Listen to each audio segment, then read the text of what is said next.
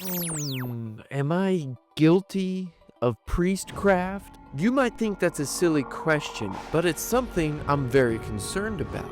I don't want to be a priestcrafter. A priestcraft-er. I don't want to be guilty of priestcraft. In this video, I'm going to reveal what is priestcraft, if LDS podcasters or influencers are guilty of it, and if private individual LDS content is actually good or bad for the church. To start though, why does this even matter? Well, I'm not the first to wonder about this. Perhaps you've been online and have seen Come Follow Me episodes that are trying to sell you something at the end. You may have asked yourself, does this fit the definition of priestcraft? Should you be allowed to sell content? Personally, I think it's something that needs to be discussed. We didn't want to participate in priestcraft, and so what we did is we really studied it and tried to figure out what priestcraft was so that we made sure we didn't participate in it. But what is priestcraft? How is it defined? Well, fortunately, the Book of Mormon gives us a clear definition in 2 Nephi. Priestcrafts are that men preach and set themselves up for a light unto the world, that they may get gain and praise of the world, but they seek not the welfare of Zion. You might not make money off of it and still be participating in priestcraft because you're trying to put yourself over Christ. So are faithful LDS influencers guilty of priestcraft? Creating this content takes so much time and energy, and in order for us to reach the goals that we want to with this YouTube channel, it's going to require some sort of money coming in so we can provide for our families, right? Is it wrong to make money from talking about LDS content online? Does that fit the definition of priestcraft?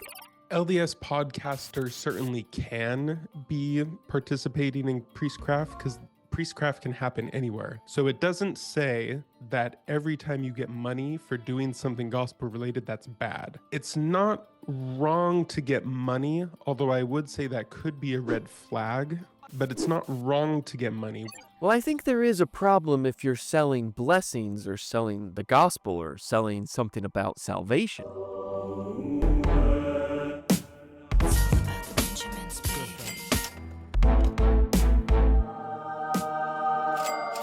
Of course, the trouble is when the podcasts aren't that faithful and instead it's being used to try and introduce a different narrative than the church wants you to know, or that kind of thing, then that's when you start getting into issues. Even worse, you're teaching contrary to it. And in the context that priestcraft is talked about in the Book of Mormon and in other places, it's always people teaching contrary to the teachings of the church. If there's somebody that's teaching things that are kind of like an addition to a bonus, fun trivia or more scholarly information about the church, and they happen to be getting money for that, that's not necessarily priestcraft. I mean, BYU professors, religion teachers especially. But on the other side, I don't think there's any problem with priestcraft if you're just commenting about things concerning the church. In fact, I think according to the scripture, even teaching Come Follow Me and selling products associated with that is completely fine, as long as one is not putting themselves above the gospel, above the church, above Jesus Christ. If you think about it, the church has always had members that participate in whatever the current method of communication is. So when the church sent out missionaries to England, for example, they were producing tracts, they were producing pamphlets, not under the direction of the main church. And so podcasts are just the next thing. What a number of them are just kind of the conversations you might have around the dinner table, but they're available for other people to hear. If you think just kind of chatting about the gospel in a non-formal, non-official church function is a good thing, then I don't really see what the problem you would be with a faithful LDS podcast.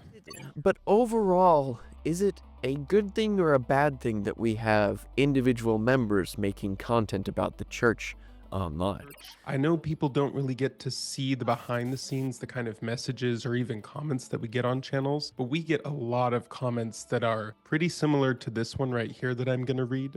This guy was a member of the church for 23 years, and then he went inactive, but he started watching Word Radio, and he said, "I want to say your podcast has rekindled my faith and my desire to study out the truth once again. I thank you all so much. You speak the same language that my church pals and I do. Don't stop making the change."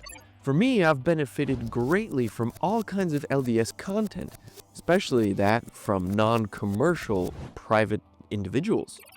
Craig C. Christensen just a few years ago was talking to Fair, and he was, at least at the time, a member of the presidency of the 70, and he said that he was just in a meeting where the church was talking about how it's very important for them to have independent, not connected to the church people fighting the quote-unquote battle online. And in fact, most of the effort of fighting for the church online should come from non-direct LDS sources. On the battle on the internet, only about 10 or 15% can come from the church.